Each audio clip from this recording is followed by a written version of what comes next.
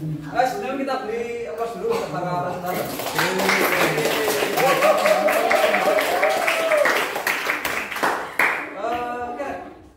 Ada yang sudah membaca ini? Sudah. Presentatornya. Yang lain? Gak tahu maksudnya. Ini saya beri aplaus pribadi dari saya karena dari presentator sebelumnya mungkin yang agak paham dari isi buku yang saya share itu kelompok ini. Ya. Aplaus lagi.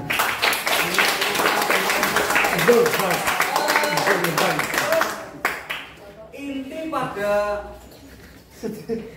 buku khususnya di bab yang creating itu adalah ini.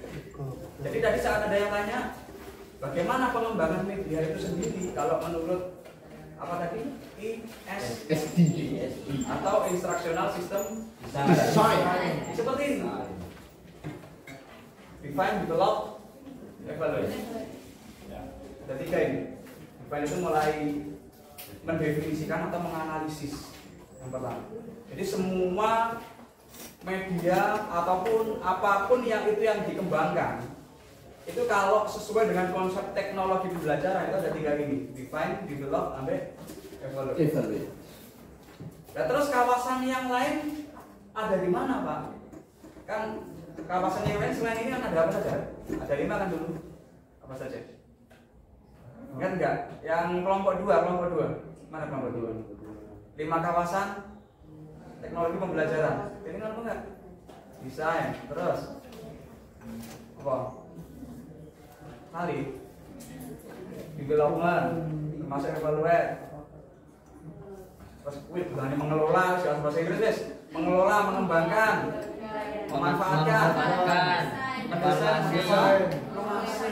Nah, itu beberapa di antaranya ada di sini. Di sini ada apa nih? Ada mengembangkan dan mengevaluasi. Bagaimana dengan yang lain, Pak? Besok pasti ada di kajian selanjutnya. Nanti kan kajian selanjutnya kita ada managing atau mengelola, terus kemudian ada UC, memanfaatkan, itu dibahas. Nah, kita sekarang fokus di ini dulu. Kemarin sudah saya jelaskan tujuan dari teknologi pembelajaran itu garis besarnya kan ada 2. Apa saja kemarin? Memfasilitasi belajar. Terus kemudian peningkatan kinerja. Lah, untuk memfasilitasi belajar dan peningkatan kinerja itu salah satunya adalah kita dengan meng-create atau menciptakan teknologi pembelajaran untuk diterapkan. Nah, menciptakan itu langkahnya seperti ini. Begitu. Yang pertama adalah define, mendefinisikan. Bagaimana langkah mendefinisikan itu? Ya ini ada 3 langkah. Yang pertama, mengidentifikasi masalah. Mengidentifikasi masalah itu ada beberapa hal yang perlu diperhatikan. Yang pertama adalah assess need, analisis kebutuhan. Nanti kebutuhannya siswa seperti apa? Makanya tadi sudah dijelaskan oleh presentator. ISD itu kan bergantung pada modelnya seperti apa. Ya, modelnya seperti apa. Maka yaitu orientasi seperti apa teknologi pembelajaran itu digunakan. Analisis kebutuhan dari siswa SD, SMP, SMA kan pasti berbeda. Nah itu pasti nanti dari analisis kebutuhan ini juga bisa menjawab orientasinya seperti apa, terus kemudian prioritasnya seperti apa. Terus ini kemudian ada state problem, akhirnya itu bisa menjelaskan permasalahan pembelajaran seperti apa yang mau diatasi. Apakah itu ada di memfasilitasi belajarnya atau di peningkatan aktivitasnya atau kinerjanya. Kemudian ada menganalisis settingnya. Setting ini ada 2 hal, yaitu kondisi siswa, audience condition. Kondisi siswa seperti apa, karakteristik siswa. Terus kemudian ada sumber yang relevan, itu dianalisis. Selanjutnya manajemen organisasi. Lah ini terkait dengan pertanggungjawabannya bagaimana, terus kemudian waktunya seperti apa. Misalkan sampean ada nih masalah pembelajaran PAI di kelasnya sampean, entah SD, SMP atau SMA. Kemudian dari situ sampean mau mengatasi masalah itu, misalkan masalah apa biasanya? Masalah gampang ngantuk misalkan ya. Itu terkait dengan peningkatan kinerja ya. Masalah siswa ini ngantuk mau dianalisis dulu karakteristik siswa bagaimana. Ya ditelok saya kira-kira siswa itu kalau di rumah apakah memang kurang tidur atau kebanyakan main game, itu kan kita juga nggak tahu. Itu dianalisis terlebih dahulu. Nah, terus kemudian dari situ masalah itu kita cari itu resource, sumber daya, kira-kira apa saja yang diperlukan anak ini untuk bisa gak ngantuk. Bisa kan hasilnya mau ngantuk setelah lihat-lihat apa medianya sampai itu tambah nggak ngantuk, itu bisa. Terus setelah itu baru sampai memanajemen organisasinya terkait dengan yang terakhir misalkan waktu. Kira-kira berapa lama waktu sampai untuk mendesain dan mengimplementasikan itu harus ditentukan. Jadi nanti hubungannya sampai kalau skripsinya ambil yang tentang pengembangan, itu pasti nanti manajemen waktu itu dibahas, dipertimbangkan. Terus kemudian setelah 3 ini selesai langkah, dilanjutkan langkah develop atau mengembangkan. Sudah tahu masalahnya, sudah tahu sumber daya yang akan digunakan, dan sudah menentukan atau memanajemen waktu, tugas, dan pertanggungjawabannya, baru dikembangkan. Kembangan ini ada 3 langkah, yakni mengidentifikasi tujuan. Di sini adalah maksudnya tujuan pembelajaran. Gitu. Terminal enabling itu maksudnya di titik ini kita sudah bisa apa? Anti-nagging ngerti ya? Enabling. Ini lembok. Nah, ini Google paling enabling itu kan mengaktifkan, ya. Mengaktifkan terminal. Maksudnya ini mulai bisa diimplementasikan gitu. Nah, setelah tujuannya tahu, sudah bisa diimplementasikan, baru di sini medianya, media pembelajarannya itu membuat sampai seperti apa, metode spesifikasinya, spesifiknya seperti apa, spesifiknya seperti apa metode. Kalau metodenya ceramah, ya medianya seperti apa. Kalau ceramah kan kayak saya seperti ini, bisa juga medianya visual, gambar atau kayak gini, ya kan? Atau juga nanti tadi dijelaskan dari YouTube, dari video seperti ini. Setelah ini sudah diimplementasikan, baru ini mengkonstruk prototypes. Apa ini? Intinya membangun rancangan. Ini ada 2 yang dibangun, apakah materi pembelajaran atau dievaluasinya. Ada 2. Jadi tadi ada yang tanya, yang dikembangkan atau didesain tadi di apanya? Ya hanya ada 2, di materinya atau evaluasinya. Kalau materinya itu bisa nanti di metodenya, di modelnya, di pendekatannya, itu ya, bahan ajarnya. Setelah ini selesai, baru evaluasi. Evaluasi ini ya mengetes dalam pembelajaran, tes prototipe tadi yang sudah dikembangkan di sini baru dites. Setelah dites dalam sebuah pembelajaran, baru dianalisis hasilnya. Analisis ini ya tadi ada 2 yang dipertimbangkan. Yang pertama adalah tujuannya tadi, tujuan pembelajaran sesuai apa enggak. Kalau tujuannya meningkatkan siswa ngantuk, ternyata siswanya setelah dilakukan tes ini, tes prototipe atau tes teknologi pembelajaran yang sampai rancang, terus kemudian setelah dites kok siswa gak ngantuk, berarti medianya sampai yang sampai kembangkan itu bisa dikatakan efektif. Kalau enggak, ya berarti ada dievaluasi lagi di sini yang kerja. Metode evaluasinya seperti apa? Lalu setelah evaluasi ini implementasi atau recycle, ulang. Maksudnya dari ulang recycle itu kembali ke tahap awal. Kalau ini sukses efektif, berarti ya diimplementasikan bisa. Kalau ternyata kok gagal, setelah dites arek-arek gampang ngantuk, berarti ya perlu ada yang diperbaiki. kembali lagi ke permasalahannya seperti apa. Nah, ini langkah-langkah untuk meng-create sebuah produk teknologi pembelajaran. Nah, terus tadi nggak ada yang tanya ini ya tadi. Di makalahnya itu bukan hanya di makalahnya, di subbab pembahasannya ada tren dan isu menarik. Cuma tadi yang dibahas tentang apa tadi? Apa? Ini yang dibahas tentang apa tadi? Saya buka. Nah, ini tren isu. Nah, ini yang dibahas slide kaset video, kaset film. Ini kan tren isu sendirian, enggak? Apa pembahasannya? Ya, iya. Ya itu kan bukunya apa? Ya benar.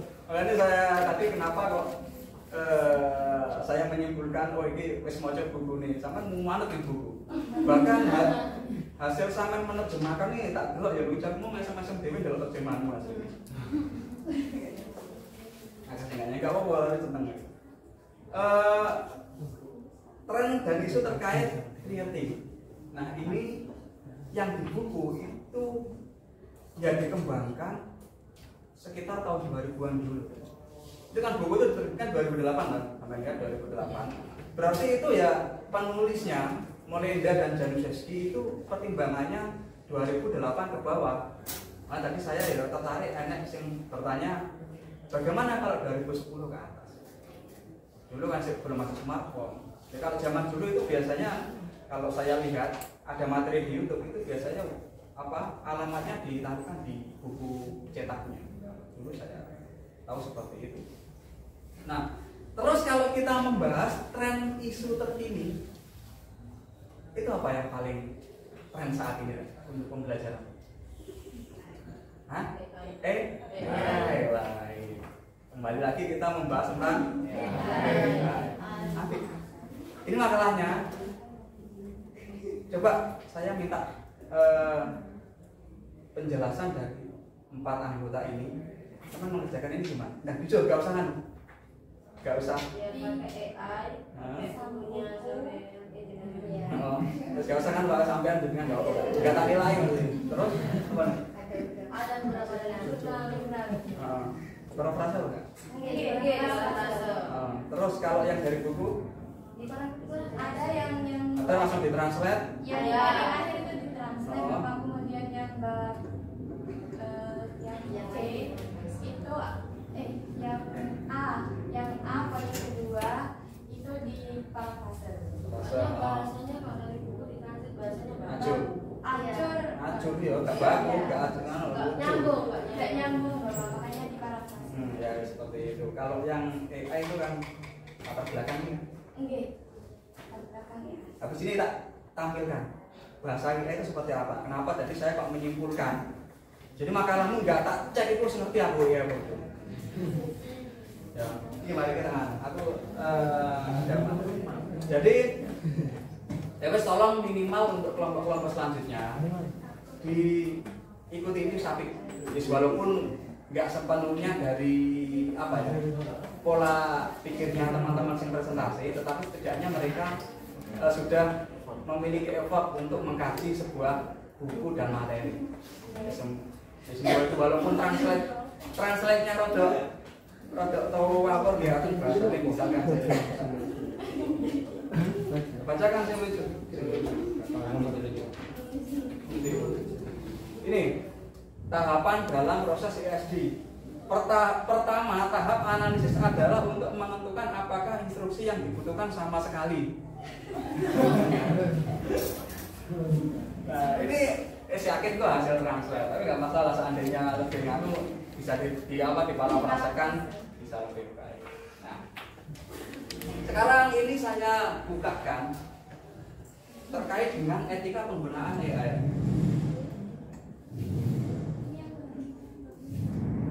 Ya wes kalau saya ngeleng-ngeleng. Nah ini kan ya. Aduh, kecil sekali. Oke, saya nganu. Jadi ya, setidaknya nanti ada empat hal yang sampai perlu pertimbangkan ben makalahmu atau skripsimu besok itu bisa lebih mentaati aturan etika akademik. Karena kenapa? AI itu bukan produk pemikiran saya. Besok skripsimu ya saya harapkan ya bahasamu dewe, pemikiranmu dewe. Ini saya bukakan mulai. Nah, ini yang pertama, ini 6 ya, bukan 6 ya. Ya. Ini jadi 6 teknik sederhana bagaimana kita menggunakan itu. Yang pertama adalah pasti ini penting untuk mahasiswa. Improve ya, readability.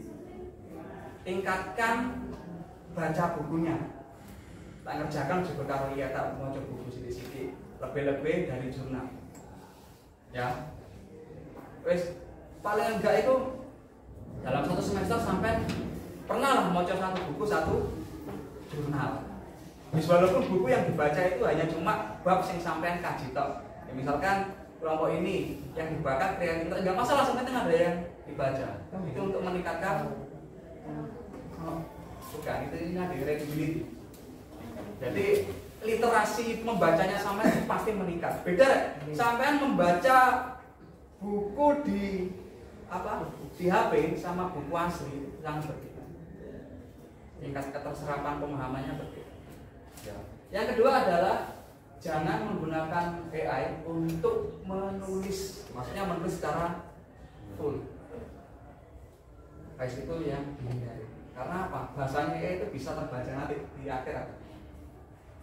Nah, ini gunakan AI untuk brainstorm, untuk kerangka berpikir. Karena kenapa? AI itu hasil dari kerangka berpikirnya orang seluruh dunia. Gak apa-apa. Misalkan sampean mau menulis buku misalnya, suruh aja, tolong buatkan kerangka berpikir, atau saya akan menulis buku tentang ini dengan judul seperti ini. Setelah itu tolong buatkan kerangka berpikirnya dan bab apa saja yang perlu dimasukkan. Nah itu, seperti itu nggak masalah. Buat makalah pun kayak gitu nggak masalah. Ya. Terus selanjutnya, nah ini verifikasi hasil dari AI, verify AI output. Di wajosek, wajos syukur langsung di copy paste. Karena itu tadi saya ulangi, kelihatan banget bahasa AI itu kalau sampai sudah terbiasa membaca bahasa AI sama terbiasa membaca jurnal, buku itu sangat berbeda. Nah ini gambarkan kesimpulanmu sendiri. Aja menyimpulkan dari AI. Kesimpulannya tadi ada beberapa yang masih bahasa AI. Tapi setidaknya ada yang jadi parafrase. Kemudian yang terakhir lah ini make your own figure. Gambaranmu dewe itu tunjukkan dalam sebuah tulisan. Ojo bahasanya AI wis beda. Sampean punya karakter sendiri, punya diri sendiri. Lah bahasanya wong biyen kok saiki sing Microsoft saiki sana. Iya, jadi dirimu sendiri. Nah ini ada pertimbangan etik yang perlu diperhatikan. Kita buka ini. Kelihatan ya. Ini yang dilarang. AI tidak boleh dicantumkan sebagai penulis atau co-penulis. Makanya kenapa saya dulu pernah menginstruksikan kalau AI itu promnya aja tak sampean screenshot baru dimasukkan nggak apa-apa. Jangan menurut ChatGPT teknologi nggak boleh. Atau misalkan kalau penulis itu contohnya menurut Januszewski dan Molenda dalam ChatGPT ini merupakan itu nggak boleh. Nggak ada ketentuan ChatGPT itu bisa dimasukkan dalam sebuah tulisan, itu nggak boleh. Penulis tidak boleh bergantung pada AI untuk menghasilkan konten yang membentuk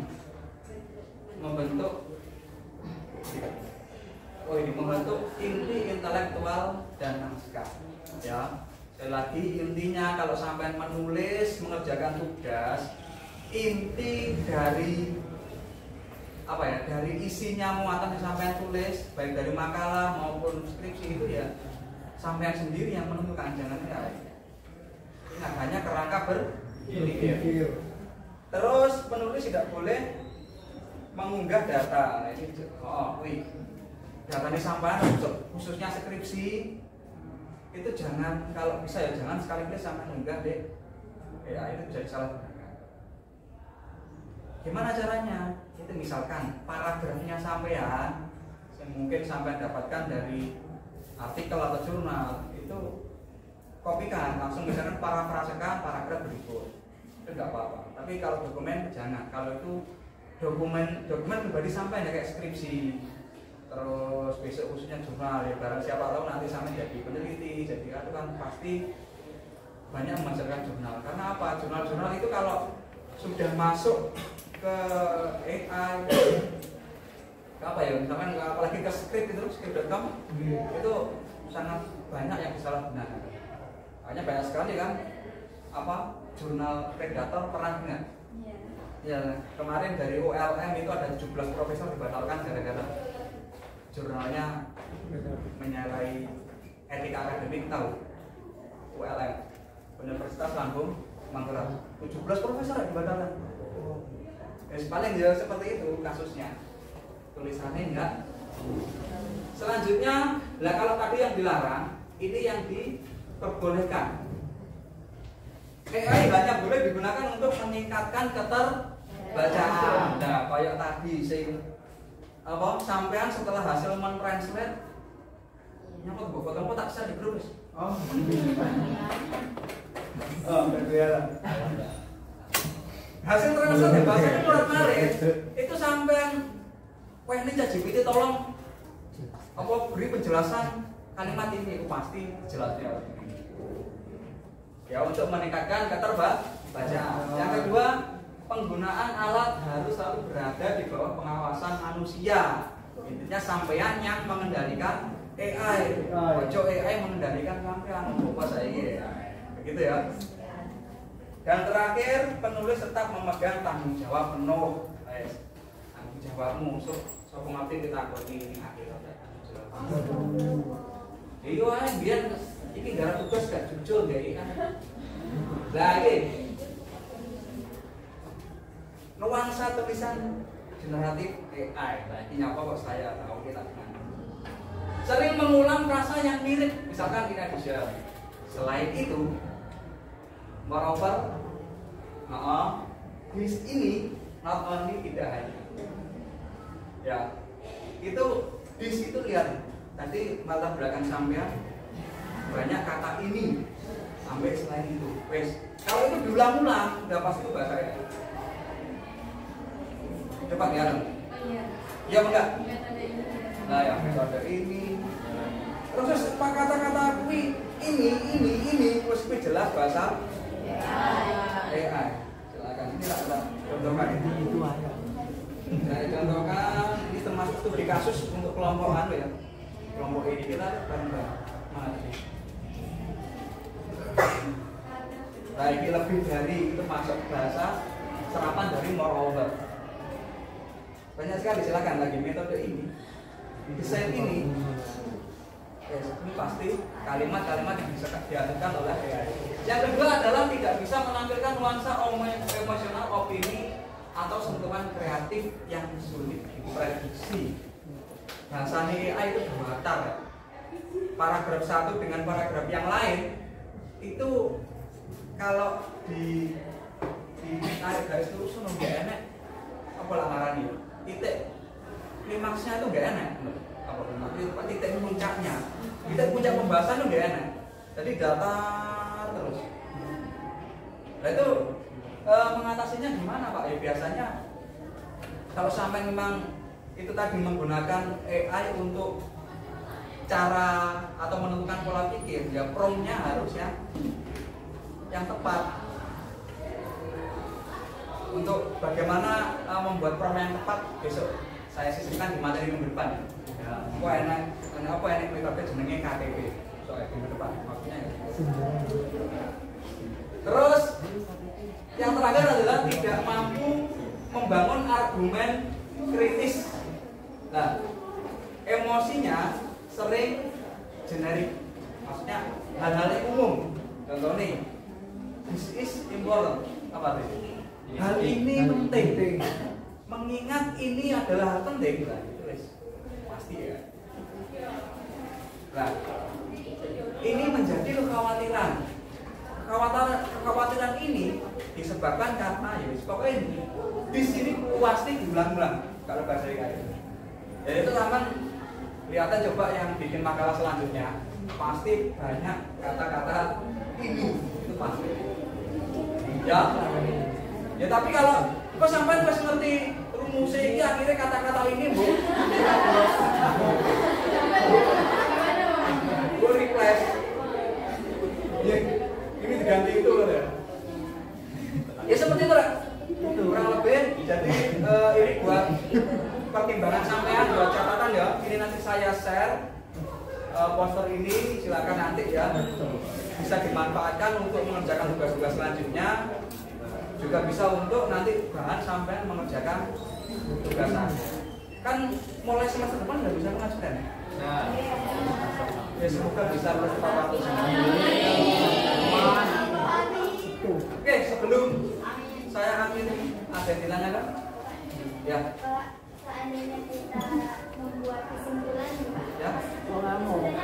kita sendiri. Kan biasanya kalau kita buat kesimpulan ini kayak kurang bagus, itu kata kurang besar. Nah, kalau seandainya kita kalau kami tetap pakai bahasa kita gitu. Ya. Jadi sudah berkesimpulan terus kita buat lebih urut aja kayak Ya, ini masuk di sini bahasa. Nah ini. Jadi kok sampean lihat bahasanya sampean angel bojo gitu kan? Apa nih campuran Madura atau Jawanya angel. Ya wes suruh aja menerjemahkan, tolong buatkan kalimat tentang ini agar bisa lebih efektif dan komprehensif misalkan seperti itu nggak apa-apa. Pasti di situ hanya untuk meningkatkan keterbacaan. Ya, tapi ya jangan. Misalkan sama sudah punya teks, buatkan kesimpulan dari isi teks ini, lah itu nggak boleh. Begitu ya? Ada yang tanyakan? Lagi? Untuk penguploadan mainnet bagaimana? Oh belum tahan lo ya? Belum. Yang kelas. Ya, gini aja. Sudah bikin mainnet semua? Disimpan terlebih dahulu. Nanti saya habis ini masih ngajar. Ya nanti kalau sudah kita tambahkan itunya di Google Chrome-nya, silakan diupload ya. Iya. Ya. Presentatornya, ya wis kalau presentator nggak apa-apa, nggak usah, nanti nggak wajibkan gitu ya. Kalau presentator nggak apa-apa.